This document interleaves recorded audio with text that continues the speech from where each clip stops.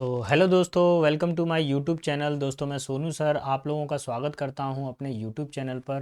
दोस्तों, जैसा कि हम जानते हैं, इंडियन एयरफोर्स अग्निवीर एयरफोर्स 2025 का एग्ज़ाम आने वाले हैं, जिसको ध्यान में रखते हुए हम आपके लिए टारगेट बैच लेकर आए। ये टारगेट बैच एक स्पीड रिवीजन बैच होता है। इसके अंदर प्रीवियस ईयर पेपर सेट को सॉल्व करते हैं। इसके अंदर प्रीवियस ईयर में आए हुए जितने भी PYQ हैं या जितने भी MCQs हैं, हम उनको कवर करते हैं। रोज़ाना रात को 9 बजे हम यूट्यूब के ऊपर इस सीरीज़ को लेकर आते हैं। रोज़ाना हम आपको एक पेपर सेट देते हैं।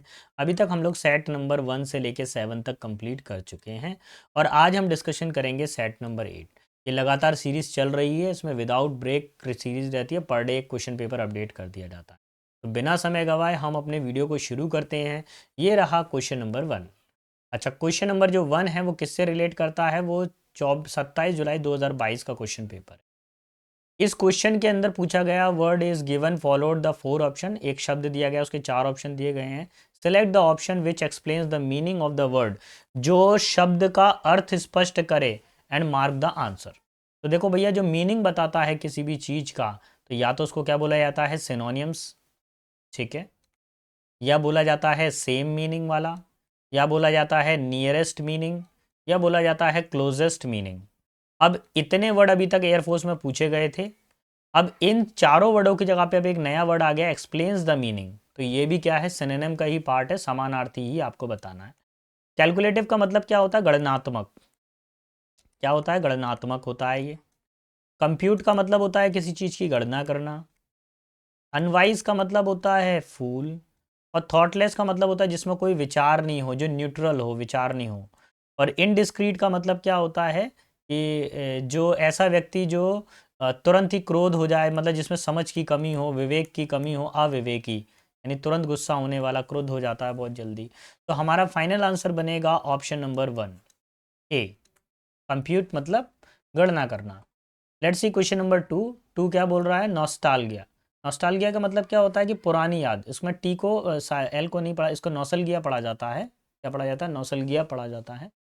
इसमें वर्ड दिया हुआ है, तो नौसलगिया का मीनिंग क्या होता है? पुरानी याद। क्या होता है? पुरानी याद। आपकी बचपन की कोई पुरानी याद हो, जैसे एक पिक्चर दिया हुआ है, पुराने घर मकान बने हुए हैं, तो ये पुरानी याद दिला रहा है। फीलिंग इलनेस का मतलब क्या होता है? बीमार महसूस करना। कैसा महसूस करना? बीमार महसूस करना, ठीक है। और नेक्स्ट लेटर है longing for the past. Past का मतलब क्या होता है? लॉन्गिंग फॉर पास्ट का मतलब होता है पुरानी याद। यही इसका आंसर है, ऑप्शन नंबर बी। अच्छा, प्रिमिटिव डांस का मतलब क्या होता है? पुराने आदिवासियों का जो डांस होता था, पुराना डांस। सिंपल सॉन्ग, साधारण गाना। Option number B will be final answer. अब हम आ गए हैं क्वेश्चन नंबर 3 पर, और थर्ड किस चीज को बता रहा है वो देखेंगे। थर्ड वाले में दिया हुआ है, फॉर्डन said Holland, I have seen the coach today. अब देखिए, फॉरेन ठीक है, सब्जेक्ट है। सेट टू किस में बदलेगा बेटा? टोल्ड में बदलेगा। सेट टू किस में बदलेगा? टोल्ड में बदलेगा। टोल्ड के साथ में कभी टू नहीं आता, तो ये कैंसिल करिए। सेट का सेट नहीं रहेगा, इसको भी कैंसिल करिए, यानी बी और सी तो कैंसिल हो गए। डी वाले में टोल्ड आ रहा है, ठीक है। हालैंड की जगह पे हालैंड आ गया। इन्वर्टेड कॉमा की जगह पे दैट आ रहा है, सर दैट का यूज़ किया जा रहा है। यहाँ पर हैव आ रहा है जो कि प्रेजेंट टेंस है, और यहाँ पे हैज़ आ रहा है, ये भी प्रेजेंट टेंस है। बेटा, जब बाहर यहाँ पर अगर सेड टू होता है, तो बाद में जो अंदर सेंटेंस में उसको भी किस में करना पड़ता है? पास्ट टेंस में ही करना पड़ता है। तो चेंज करिए। ऑप्शन नंबर 4 सही रहेगा। हैज़ हैव किस में बदलता है? हैड में बदलता है। सीन द कोच और टुडे बेटा किस में बदलता है? दैट डे में। So option number D will be final answer. Let's see question number 4। 4 क्या बता रहा है? A person who is devoted to eating and drinking excessive. ऐसा व्यक्ति जो बहुत ज़्यादा शराब पीने का शौकीन हो, बहुत ज़्यादा भोजन करने का शौकीन हो, तो क्या बोला जाता है? पहला वर्ड है हमारे पास में ग्लूटन। ग्लूटन का मतलब होता है काफ़ी ज़्यादा, मतलब भुक्कड़ टाइप का भुक्कड़ हो, जो काफ़ी ज़्यादा भुक्कड़, मतलब दम से खाता हो, पेटू, या आप ऐसे कह सकते हैं खाऊ, खाता रहता हो, मैं ये भी खाऊंगा वो भी खाऊंगा। अच्छा, गस्टो का मतलब क्या होता है बेटा? गस्टो का मतलब होता है किसी भी चीज़ का जो स्वाद लेते हैं, मज़ा आता है खाना खाने में, या स्वाद होता है, वो क्या कहलाता है? गस्टो कहलाता है। प्लम का मतलब क्या होता है? प्लम के दो तीन मीनिंग निकलते हैं। एक तो हवा में से उठने वाला जो धुआं होता है, धुएं से जो चारों तरफ गोल गोल बनता है आकार, वो भी प्लम कहलाता है। इसके अलावा क्या होता है कि किसी की कैप के अंदर, कोई कैप है, उसके अंदर एक पंख लगा देना। जैसे पुराने जो योद्धा होते थे, तो वो जैसे जीतते थे तो क्या करते थे? एक पंख लगा देते थे अपनी कैप के अंदर। तो ये जो कैप के अंदर जो पंख लगाना होता है ये भी क्या कहलाता है, प्लम कहलाता है। प्लमेट का मतलब होता है अचानक गिर पड़ना, अचानक गिर पड़ना, बैलेंस बिगड़ गया और अचानक से नीचे गिर गए। ठीक है, तो अब जो व्यक्ति बहुत ज़्यादा ईटिंग करता है, ड्रिंकिंग करता है, उसको क्या बोलते हैं, ग्लूटन। तो ऑप्शन नंबर 1 या option number A will be final answer. Next, the verb form of the satisfactory. Satisfactory की वर्ब फॉर्म आपको बतानी है। देखिए यहाँ पर देखिए, इसमें ईडी लगा हुआ है, ये भी एक वर्ब है। सेटिस्फाइंग में आईएनजी लगा हुआ है, ये भी एक वर्ब है। और सेटिस्फैक्शन में टीआईओएन लगा हुआ है, ये एक नाउन है। ऊपर जो सेटिस्फाइड है बेटा, ये बेस वर्ब है। बेस वर्ब का मतलब क्या है, ये ओरिजिनल वर्ब है, ये वर्ब की फर्स्ट फॉर्म है, बाकी सब इसमें से निकली हुई फॉर्म है। सेटिस्फाइड भी वर्ब है, लेकिन ये सेकंड फॉर्म और थर्ड फॉर्म है सेटिस्फाइड। सेटिस्फाइंग आईएनजी लगा दिया, ये वर्ब की फोर्थ फॉर्म हो गई। हमको कभी भी पूछा जाए, वर्ब फॉर्म पूछा जाए, तो कोशिश ये करें कि बेस फॉर्म यानी कि वर्ब की फर्स्ट फॉर्म को ही आप आंसर टिक करें। सो option number 1 will be final answer. अक्सर आपके एग्जाम में ये क्वेश्चन दिया जाता है, 1 2 3 तीनों फॉर्म, 3 फॉर्म ऑफ वर्ब लिख देते हैं, पूछा जाता था इनमें से कौन सी वर्ब है। तो उस समय आपको जो बेस वर्ब होगी, जो फर्स्ट वर्ब होगी, उसी का यूज करना चाहिए। करेक्टली स्पेल्ड देखना है, सही स्पेलिंग का चयन करना है।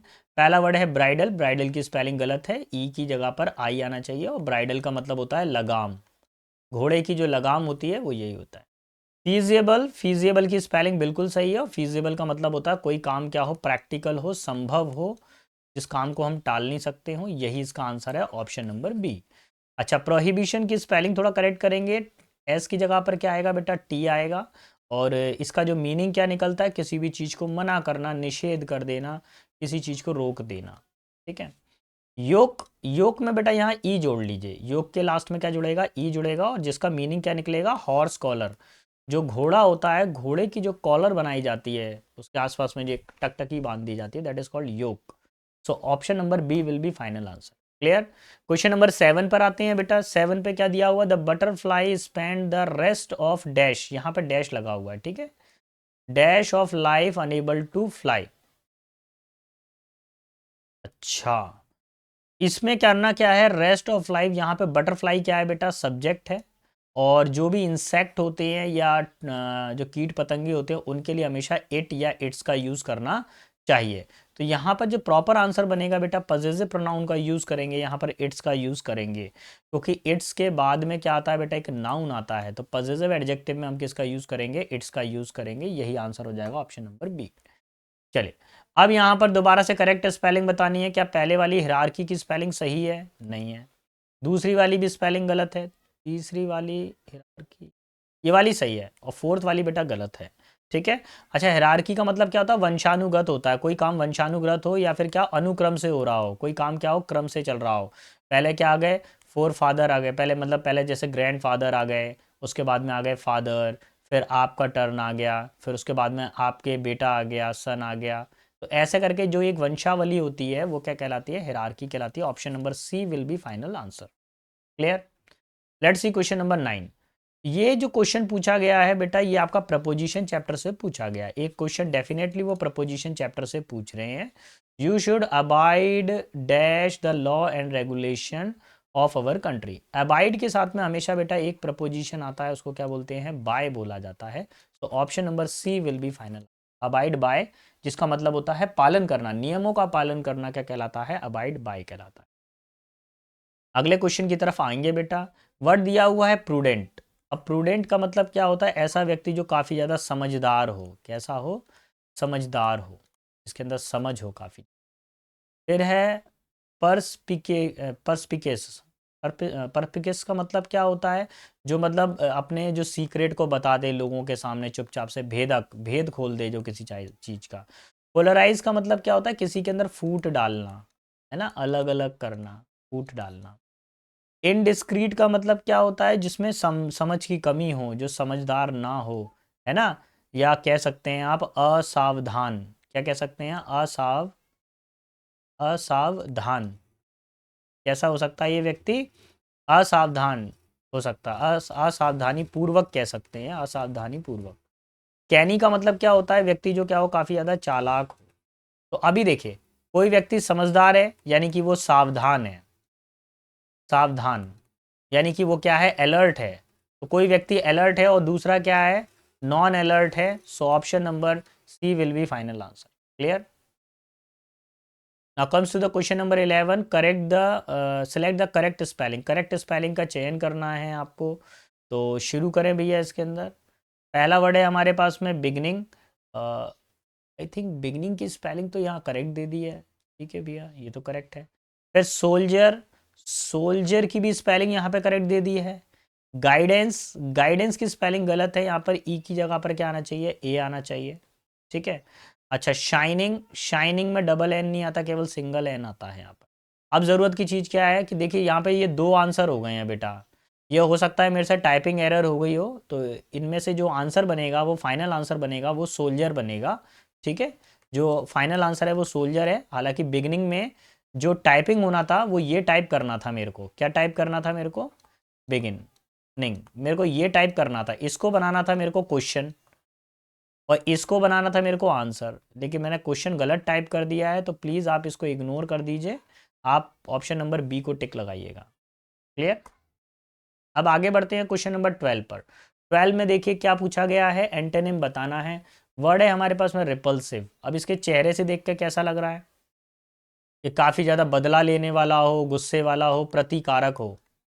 प्रतिकारक का मतलब क्या होता है, बदला लेने वाला, गुस्से वाला व्यक्ति, जो लोगों से दूर रहता हो, अलग अलग रिपल्स करता हो। आप लोगों ने मैग्नेट का देखा ना, नॉर्थ पोल साउथ पोल, तो वो क्या करता है, अट्रैक्शन और रिपल्सन करता है। रिपल्स का मतलब क्या होता है, अलग अलग। इसका अपोजिट बताना है तो अपोजिट क्या हो जाएगा, अट्रैक्शन हो जाएगा, अट्रैक्टिव हो जाएगा। चलिए बाकी मीनिंग भी समझें। ऑब्स्टिनेट का मतलब होता है जिद्दी व्यक्ति। क्या होता है, जो काफ़ी ज़्यादा जिद्दी हो। अट्रैक्टिव का मतलब होता है आकर्षक। ठीक है। नेक्स्ट है असर्टिव। असर्टिव का मतलब होता है जो पॉजिटिव हो, मतलब जो बिल्कुल सामने ही किसी बात को बोल देगा, सकारात्मक हो। ऑफेंसिव का मतलब होता है अपमानजनक, जो काफ़ी ज़्यादा इंसल्टिव हो, ऐसा हो काफ़ी इंसल्ट कर रहा हो, इंसल्टफुल हो। यहाँ पर हमारा आंसर हो जाएगा option number B. Clear, opposite बताना था बेटा। Let's see question number 13। 13 क्या कह रहा है। अच्छा, क्वेश्चन नंबर 13 से पहले आप एक ज़रूरी चीज़ सुनिए। अगर बेटा, अगर आपको मेरा पढ़ाना सही लग रहा है, आपको लग रहा है कि आपकी कुछ हेल्प हो रही है और आपको मेरा पढ़ाना पसंद आ रहा है, तो प्लीज़ मेरे चैनल को लाइक शेयर सब्सक्राइब करिए। क्योंकि आपके लाइक शेयर सब्सक्राइब ही हमको एनकरेज करते हैं, जिससे हम बेस्ट से बेस्ट कंटेंट आपके लिए लेकर आएँ, बेस्ट से बेस्ट ट्रिक्स आपके लिए लेकर आएँ। तो जवानों, अच्छे से पढ़िए आप। और अगर आपको कोई भी डाउट आ रहा है तो मुझे प्लीज़ कमेंट बॉक्स में लिखिए, मैं उसका भी सोल्यूशन आपको दूंगा। चलिए क्वेश्चन पर आते हैं। क्वेश्चन क्या कह रहा है, the adjective of the decide. Decide बेटा क्या है, एक वर्ब है। इस वर्ब का एडजेक्टिव बताना है। देखिए डिसाइड्स में एस लगा है, ये भी एक वर्ब है। एल वाई लगा है तो बेटा ये क्या हो जाएगा हमारे पास में, एडवर्ब हो जाएगा। एस आई ओ एन लगा हुआ है तो ये बेटा क्या हो जाएगा हमारे पास में, नाउन। और हमें बतानी है एडजेक्टिव फॉर्म। तो आई वी ई लगा हुआ है, क्या लगा हुआ है इसमें, आई वी ई। तो यही बेटा इसकी क्या है, एडजेक्टिव फॉर्म है। Option A for America. Clear. 14 पर आ जाइए। 14 क्या बोल रहा है, Sania Nehwal is a badminton player. Sania Nehwal, Nehwal कौन है, बैडमिंटन प्लेयर हैं। तो यहाँ पर देखेंगे बैडमिंटन प्लेयर में आपको आर्टिकल बताना है। मैं थोड़ा सा आपको एक बार फुल रिवाइज करवाऊँ। जब आ से लेके अंगा तक आएगा तो आप किसका यूज़ करोगे, एन का। वहीं जब का से लेके ज्ञा तक आ जाएगा तो आप किस चीज़ का यूज़ करोगे, ए का। तो बैडमिंटन में किसकी आवाज़ आ रही है, बा की आवाज़ आ रही है, इसलिए आप किसका यूज़ करोगे, ए का यूज़ करोगे। तो final answer A for America. Clear. अब आगे बढ़ते हैं। अगला क्वेश्चन क्या बता रहा है, क्वेश्चन नंबर 15। क्वेश्चन नंबर जो 15 है बेटा, वो वन वर्ड सब्स्टिट्यूशन से जुड़ा हुआ है। Mapping of the earth and its formation. पृथ्वी कैसे बनी, उसकी पूरी फॉर्मेशन की स्टडी करने को क्या बोला जाता है। चलिए, जियोग्राफी। जियोग्राफी का मतलब क्या होता है, भूगोल। ठीक है, यही इसका आंसर है, ऑप्शन नंबर 1, ऑप्शन ए। अच्छा, लिथोग्राफी क्या होती है। लिथोग्राफी के अंदर हम क्या करते हैं, पत्थरों का अध्ययन करते हैं। पत्थर का जो छाप होता है, पत्थर पर जो छाप हो लगे रहते हैं, पत्थर के ऊपर कुछ प्रिंट बने हुए हैं, उनको पढ़ना पुराने टाइम से। वो कैलीग्राफी का मतलब होता है जिसकी हैंड राइटिंग बहुत अच्छी हो, सुलेख। क्या हो, उसकी हैंड राइटिंग बहुत अच्छी हो तो सुलेख। अच्छा, पैथोलॉजी आपको मालूम है, ब्लड टेस्ट कराने के लिए जाते हैं तो पैथोलॉजी पर जाते हैं ना। और इसको हिंदी में बोला जाता है विकृति विज्ञान। क्या बोला जाता है, विकृति विज्ञान। शरीर में अगर जैसे ब्लड टेस्ट करा रहे हो या कुछ कराना है तो पैथोलॉजी पर ही जाते हैं। Option number A will be final answer. Now comes to the question number 16। 16 में क्या बोला गया है, select the word which means the same, same as the group of word. आपको वन वर्ड सब्सटीट्यूशन पूछ लिया, क्या पूछ लिया है, वन वर्ड सब्सटीट्यूशन पूछ लिया है। One who leaves one country to settle another, एक व्यक्ति जो अपना शहर छोड़कर दूसरी जगह पे जाके रहने लगता है उसको क्या बोला जाता है? पहला है सिटीजन यानी नागरिक, ठीक है। एमिग्रांट का हिंदी मीनिंग क्या होता है? एमिग्रांट का मतलब होता है जो अपने घर को छोड़कर बाहर चला जाए, प्रवासी हो जाए, प्रवास कर ले, बाहर चला जाए तो एमिग्रांट हो जाए, प्रवासी। यही हमारा आंसर है ऑप्शन नंबर बी, ठीक है। कॉस्मोपॉलिटन कौन होता है? सर्वदेश नागरिक, ये सभी देश को अपना घर मानता है या उसको लगता है कि सब पूरा संसार ही मेरा घर है, तो सर्वदेशीय या सर्वदेश नागरिक। फॉरेनर का मतलब आपको मालूम है, परदेसी या विदेशी। परदेसी परदेसी जाना नहीं, फॉरेनर फॉरेनर जाना नहीं। Option number B will be final answer. चलिए लेट्स सी क्वेश्चन नंबर 17। 17 में क्या पूछा गया है? One who loves book. बेटा ये क्वेश्चन ना जाने कितनी बार इंडियन एयरफोर्स में रिपीट हो चुका है, आप उसको स्टार कर लीजिए, कई बार पूछा जा चुका है। पहला वर्ड है प्लेगैरिज्म। प्लेगैरिज्म का मतलब होता है साहित्य लेख की चोरी करना। जैसे किसी ने कोई गाना लिखा था, उसके गाने को आपने चुरा लिया और अपने शब्द थोड़े बहुत मिलाकर एक नया गाना बना दिया। किसी ने कोई बहुत अच्छी कहावत लिखी थी, आपने अपने तरीके से प्रेजेंट करके अंदर उसके अंदर मिर्च मसाला डाल के लोगों के सामने प्रेजेंट कर दिया, ये प्लेगेरिज्म होता है, ठीक है। बिब्लियोफिल का मतलब होता है पुस्तक प्रेमी। ये कौन होता है? पुस्तक प्रेमी होता है। नेक्स्ट है पॉलीग्लॉट, इसका मतलब होता है बहुभाषी। ये क्या बोलता है? बहुत सारी भाषाएं बोलता है। बिब्लियोफोब, देखिए यहाँ पर भी बिब्लियो आ रहा है, यहाँ पे भी बिब्लियो आ रहा है, ये दोनों के दोनों क्या होते हैं? पुस्तक प्रेमी की संज्ञा में आते हैं, लेकिन पेपर में जो आएगा सही वो होगा ऑप्शन नंबर बी। क्लियर? आगे देखेंगे क्वेश्चन नंबर 18। 18 में क्या बताना है हमको? 18 में बताना है बेटा इनडायरेक्ट स्पीच बतानी है दिए गए वर्ड में। तो जब भी इनडायरेक्ट स्पीच बनाएंगे तो पहले इन्वर्टेड कॉमा के अंदर का सेंटेंस देखिए क्या दिया हुआ है। Paris is the capital of the France while Dublin is the capital of Ireland. अगर आप सेंटेंस को पढ़ते हैं तो एक ये यूनिवर्सल ट्रुथ को बताता है कि भाई पेरिस जो है किसका कैपिटल है? फ्रांस का, और डब्लिन किसका है? आयरलैंड का है। तो इसमें आप जो ऐसी सिचुएशन होती है जिसके अंदर यूनिवर्सल ट्रुथ हो या जर्नल फैक्ट शामिल हो, उसको हम चेंज नहीं करते हैं, उसको हम कॉपी पेस्ट वैसी का वैसे ही रहने देते हैं। तो अब शुरू करेंगे, दिए गए सेंटेंस को मैं किस फॉर्मेट में और कैसे सॉल्व करूंगा देखते हैं। आई की जगह आई है, से की जगह टेल टेल टेल टेल, कैंडाइस कैंडाइस कैंडाइस कैंडाइस, ठीक है। यहाँ पर that that that, Paris Paris Paris Paris, is was, यहाँ पे वाज आ रहा है, इसको कैंसिल करो, पास्ट टेंस में कुछ नहीं होगा। इज, दा capital capital, of of of, France France France, while while while, Dublin Dublin. अब यहाँ पे हैड आ गया, यहाँ पे इज आ रहा है, यहाँ पे क्या आ गया? हैड, तो ये वाला भी गलत हो गया, यानी ऑप्शन वन गया। अब देखिए यहाँ पे क्या बचा? ऑप्शन नंबर फोर्थ देखिए, फोर्थ वाले में क्या आ रहा है? वाज आ रहा है, ये भी गया। भैया जो ऑप्शन सही है वो है ऑप्शन नंबर बी, यानी जैसा क्वेश्चन में दिया है वैसे ही आंसर में कॉपी पेस्ट रख देना होता। अब आ जाते हैं क्वेश्चन नंबर 19 पर, और 19 का मीनिंग क्या दिया हुआ?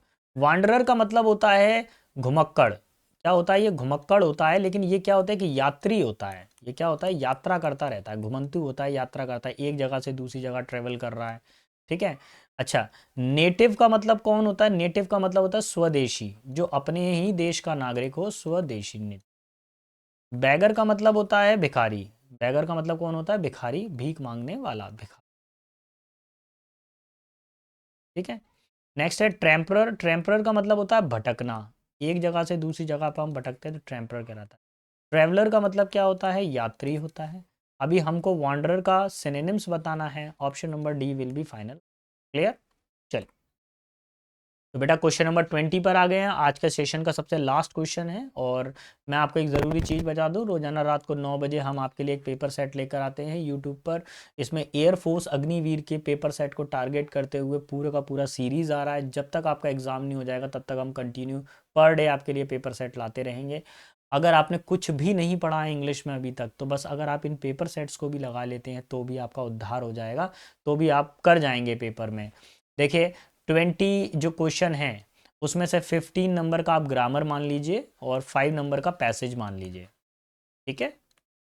हालांकि ये 15 नंबर के अंदर बहुत सारी चीज़ें शामिल है, वोकेबलरी वगैरह सब शामिल।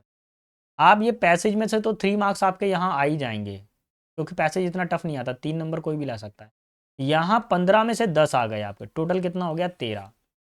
जबकि ये जो 13 मार्क्स अगर आप लेकर आ जाते तो वहाँ पर क्या हो जाते हैं, आप एक सेफ जोन में आ जाएंगे।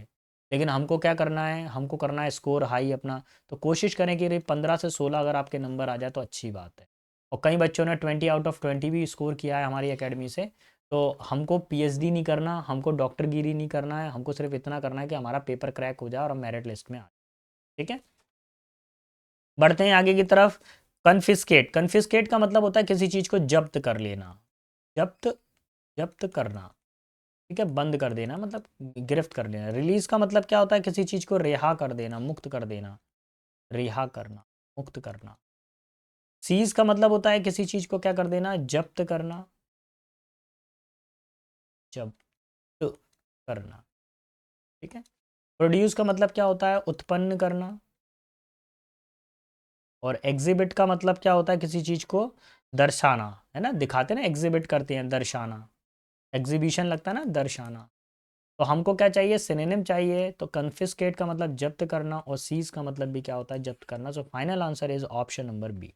ठीक है, तो चलिए बेटा, आज के सेशन में इतना ही था। आई होप आपको समझ में आया होगा। अगर आपको फिर भी कोई डाउट हो तो प्लीज़ मुझे कमेंट बॉक्स में लिखिएगा। मेरा नंबर भी फ्लैश हो रहा है, नंबर पर आप मुझे व्हाट्सएप कर सकते हैं, टेलीग्राम मैसेज कर सकते हैं, जिस भी माध्यम से आप जुड़ना चाहें मुझसे जुड़ सकते हैं। प्लीज़ केवल डाउट्स ही पूछें मेरे से, इधर उधर की बात ना करें। आपका क्वेश्चन होना चाहिए और मेरा आंसर होना चाहिए। ठीक है जवानों, तो आज के सेशन में इतना ही है। जय हिंद जवानों, अच्छे से पढ़ाई करिए, अपना और अपने माता पिता के नाम को रोशन करें।